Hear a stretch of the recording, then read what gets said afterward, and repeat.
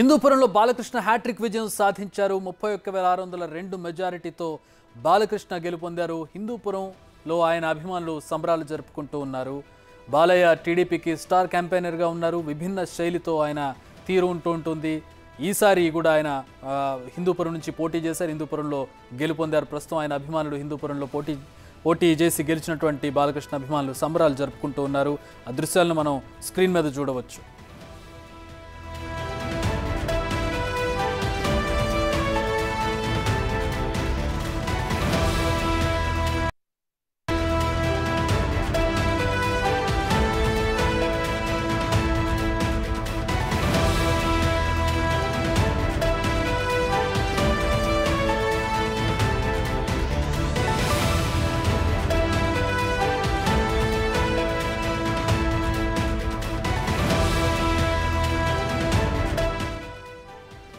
అయితే మా ప్రతినిధి యోగానంద్ అందుబాటులో ఉన్నారు.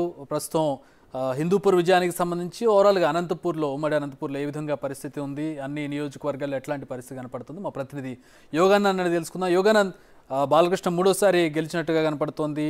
ప్రస్తుతం ఓవరాల్గా అనంతపూర్లో పరిస్థితి ఎట్లా ఉంది?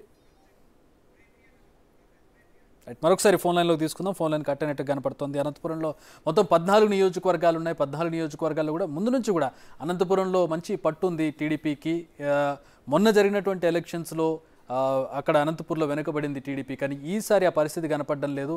ఈవెన్ కోర్స్ మొత్తం రాష్ట్రం మొత్తం కూడా టీడీపీ కూటమి హవా కనపడుతున్నటువంటి పరిస్థితి. అనంతపూర్లో ముందు నుంచి కూడా పట్టుంది కాబట్టి ఈసారి ఆ రిజల్ట్ మరొకసారి రిపీట్ అయ్యే అవకాశం కనపడుతుంది. సో అనంతపూర్లో ప్రస్తుతం స్టార్ క్యాంపెయినర్గా ఉన్నటువంటి బాలకృష్ణ గెలుపొందారు. ఆయన హ్యాట్రిక్ విజయం ఇక్కడ మూడోసారి పోటీ చేసి గెలిచారు బాలకృష్ణ. దాదాపు 30,000 ఓట్ల మెజారిటీ తోటి 31,602 టు బి ప్రిసైజ్ 31,602 ఓట్లతో బాలకృష్ణ గెలుపొందినట్టుగా తెలుస్తోంది. ప్రస్తుతం అక్కడ సంబరాలు జరుపుకుంటూ ఉన్నారు బాలకృష్ణ అభిమానులు.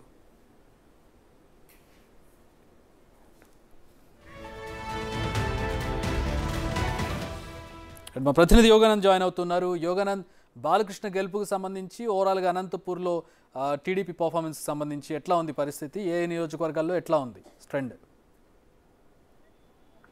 చక్రి, ఉమ్మడి అనంతపురం జిల్లాలో దాదాపుగా క్లీన్స్ దిశగా ఇటు ఎంపీ స్థానాలు ఇటు ఎమ్మెల్యే స్థానాలు అన్ని కూడా క్లీన్స్ దిశగా దూసుకెళ్తుంది టీడీపీ. తంపిక మెజారిటీ ఇప్పటికే దాదాపు 8 నియోజకవర్గాల్లో గెలుపు కన్ఫర్మ్ అయిపోయి అధికారుల నుంచి ఇక్కడ క్లియరెన్స్ తీసుకున్నారు. ఇక మిగిలిన 6 నియోజకవర్గాలు ఏవైతే ఉన్నాయో రాప్తాడు, పెనుగొండ, హిందూపురం ఈ 3 కూడా డిక్లరేషన్ తీసుకోవాల్సింది. ఇప్పటికీ అనంతపురం కూడా డిక్లరేషన్ తీసుకోవాల్సింది. ఇటు అనంతపురం జిల్లాలో దాదాపుగా తంపిక మెజార్టీ ప్రతి నియోజకవర్గంలోనూ భారీ రికార్డు స్థాయి మెజార్టీతో దూసుకెళ్తుంది. ముఖ్యంగా రాష్ట్రంలో అందరి దృష్టి ఆకర్షించిన హిందూపురం ఎమ్మెల్యే బాలకృష్ణ మరోసారి గెలుస్తాడు లేదంటే కూడా అనేక బెట్టింగ్లు కూడా పందేరాలు కాశారు.